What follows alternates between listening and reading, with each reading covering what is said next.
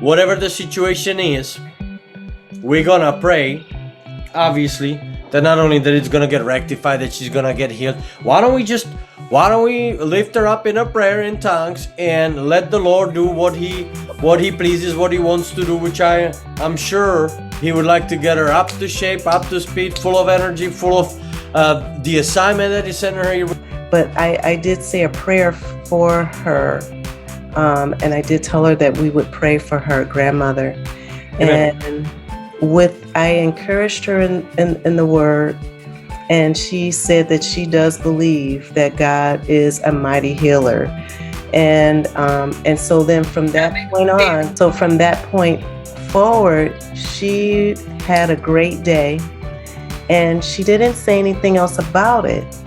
So I can assume either she got peace or her grandmother got healed. And I will follow up with her. But it was another occasion where another employee, her grandmother, was hospitalized, and she did tell me, she gave me a good report that her grandmother was normalized, she was at home. And then there was another employee, this was about a month and a half ago, and her uncle, the same thing, was hospitalized, prayed for him.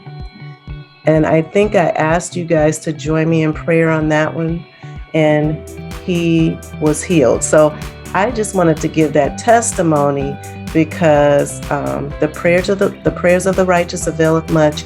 And sometimes when people are having problems with you, or it seems like they are, it doesn't mean that it has anything to do with you. And we have to make sure that we are just, tuning in with the Lord, discerning and going to him to see if there's a need that needs to be met.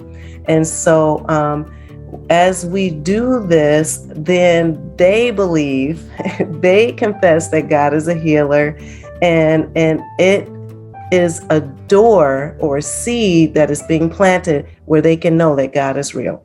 So I just wanted to give you that testimony that there were 3 people over the past 2 months that I have been, well, some of them I know that I asked you guys to come into agreement with me on, and I have been praying for them, and it's been good. It's been good reports.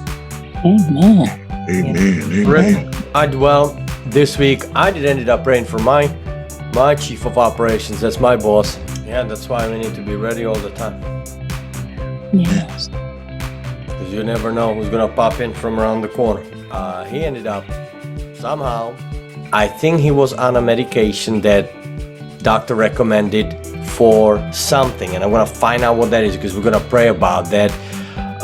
And because of that medication, I think he didn't lose consciousness. Let's call it. He just stumbled and fell and hit his head, and anyhow. And he's really fit guy. I mean, he every day on a bicycle in the morning and stuff like that. He's really great, in shape and stuff like that. So it must have been that medication because it causes that. It says on it, like dizziness or whatever. I think he got dizzy. That's what it is. He got dizzy. Anyhow, and he ended up being hospitalized because his wife deemed it necessary. Probably he was bleeding or he had a pretty big, whatever it was, slice, whatever it was. And so anyhow, he ended up getting stitches, and he was monitoring him, and they admitted him, and they kept him overnight, and this, that, the other. But we prayed the very first day, and he didn't say anything to me. I just happened to have a small project to put together in his garage. I have code, I had access, I had everything. I go there, I go do my thing. She's at home, and I'm just saying, hey, Judy, I'm here. I'm just gonna do something for Bob. And anyhow, she just said, well, you know what happened to Bob? I said, no, I don't. I just finished talking to him right now, a minute ago. So I don't. Anyhow, she told me all that. So immediately went into prayer. I said, no, not so, not with Bob. So we went, we held hands, we prayed.